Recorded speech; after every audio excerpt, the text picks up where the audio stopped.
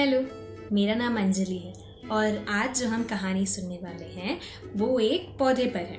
अच्छा चलिए आप गेस कीजिए कि कौन सा पौधा हो सकता है।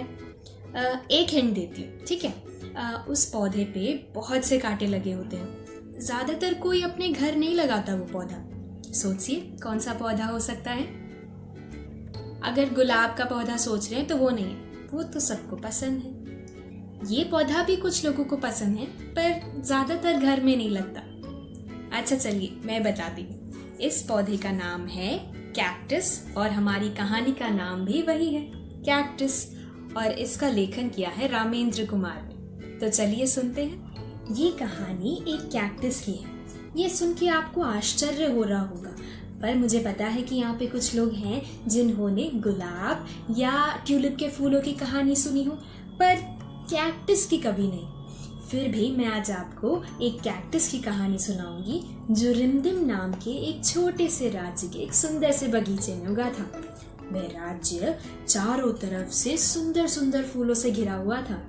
उसकी दाईं ओर देखे तो सुंदर सुंदर गुलाब के फूल थे और बाईं ओर थे प्यारे प्यारे गिलदाउंदी के फूल।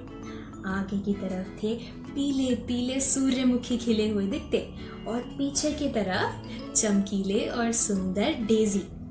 चारों तरफ से सुंदर सुंदर फूलों से घिरे होने के कारण कैक्टस बड़ा ही बुरा दिखता था। इसके गोल और लंबे 3 तने थे और उन तनों में पता है क्या लगे थे? कांटे लगे हुए थे। इसके तने गंदे से हरे रंग के थे। कैक्टस वैसे भी बुरा दिखता था, उसके साथ ही इन सारे सुंदर सुंदर फूलों से घिरे होने के कारण वह और बुरा दिखने लगा। कैक्टस चाहे कितना भी बुरा दिखता हो, पर वो दिल का बहुत कोमल और प्यारा था। वह उन फूलों से दोस्ती करना चाहता था, पर ये फूल इसे अपना दुश्मन मानते थे। डेजी, सूर्यमुखी, गुलाब और गिलदाउंदी इससे बात करना तो दूर, इसकी तरफ देखना भी पसंद नहीं करते थे। ये सब हमेशा यही सोचते रहते कि कैसे ये कैक्टस उनके बगीचे की खूबसूरती को बर्बाद करता है। तो एक दिन गुलाब बोल उठी, मुझे तो ये नहीं समझ आता कि माली ने इसे अभी तक जड़ से उखाड़ कर फेंका क्यों नहीं। देखो कितना भद्दा दिखता है, जैसे बगीचे या खेतों में जैसे चिड़ियों को भगाने के लिए पुतले खड़े किए जाते हैं ना, बिल्कुल वैसा दिखता है। तब सूर्यमुखी बोल उठी, मुझे लगता है कि माली ने इसे किसी कारणवश ही लगा रखा है।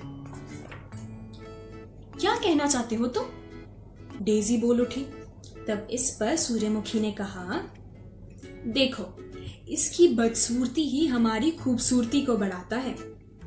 और इस बात पर गुलाब ने कहा, हम तो ऐसे ही सुंदर हैं, हमारी सुंदरता को बढ़ाने के लिए कैक्टस जैसी भयानक चीज की जरूरत नहीं है। और गुलाब का समर्थन करते हुए गिलदाउंदी ने कहा कि सही कह रहा है ये। अच्छा ये बताओ कि कोई फोड़ा किसी सुंदर चेहरे की सुंदरता को और बढ़ा सकता है? और ये सारी बातें सुनकर बेचारा कैक्टस वहां खड़ा खड़ा आंसू बहा रहा था। एक बार रिमझिम में भयानक सूखा पड़ा।